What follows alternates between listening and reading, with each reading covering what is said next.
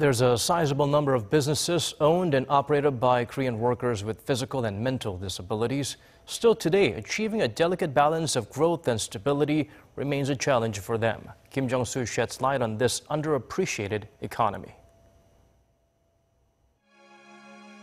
Some years before becoming president, Jae-in had been buying shoes designed and made by people with hearing disabilities. And after entering the Blue House a few weeks ago, he wanted to get a new pair, but he found that the company had closed down. Another company in Incheon that's still in business makes shoes specifically for people with conditions that affect their feet. In Korea, disabled people own or manage more than 39,000 companies. And while many of them are experts in making specific products, they often confess that they're less knowledgeable about how to run a successful business. Before starting this company, I had been working for almost 30 years at a shoe factory that made shoes for the mass market. But there were many things I needed help with, such as deciding on the right hourly wage.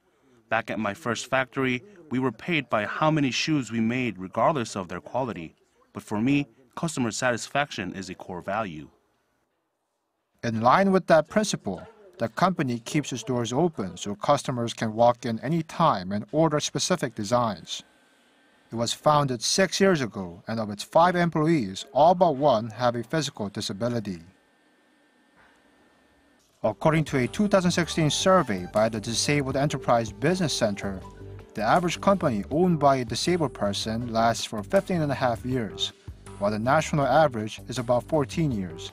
That doesn't sound too bad, but more than 87% of them also employ fewer than 10 people, meaning there's much less variety in size, and that they're hesitant to expand. We're able to pay our employees just enough to keep them on, but working like this, we can only produce 3 shoes per day. It's not been long since we turned our profit positive, and we've always had trouble borrowing money from financial institutions. The Disabled Enterprise Business Center in Seoul, which also helped the Four Seasons Trade Company initially, is aware of the barriers to growth for existing companies. But for now, its focus is on helping more entrepreneurs get started. It also guarantees financial support for up to 5 years after a company's founding. This electrical engineering company and about 20 others have actually set up shop inside the business center to save operating costs. The rent is about $100 per month, shockingly low for the Seoul area. I had worked for a construction company for 20 years as an electrician. Then I quit and decided to start a business of my own. I got a lot of help from the center in terms of legal paperwork and startup funding. But he says the disabled community still has a long way to go in terms of acclimating to Korea's corporate ecosystem and culture. In my case, I tore a ligament while playing soccer, but that wasn't an impediment to learning how to run a business. I also have my previous work experience to rely on.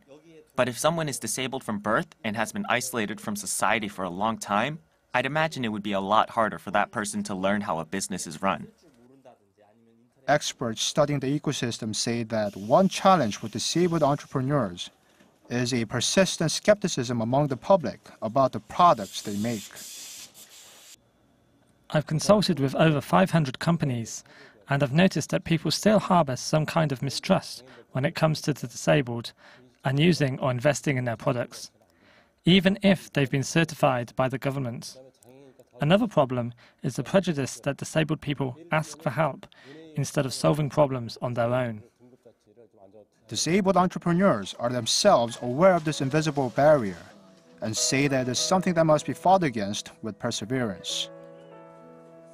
We are physically disabled, but that only means we must invest even more in our R&D if we want to grow a successful business. Of course, there might be some social prejudice, but I don't recommend playing the blame game, especially if you're intent on running a business.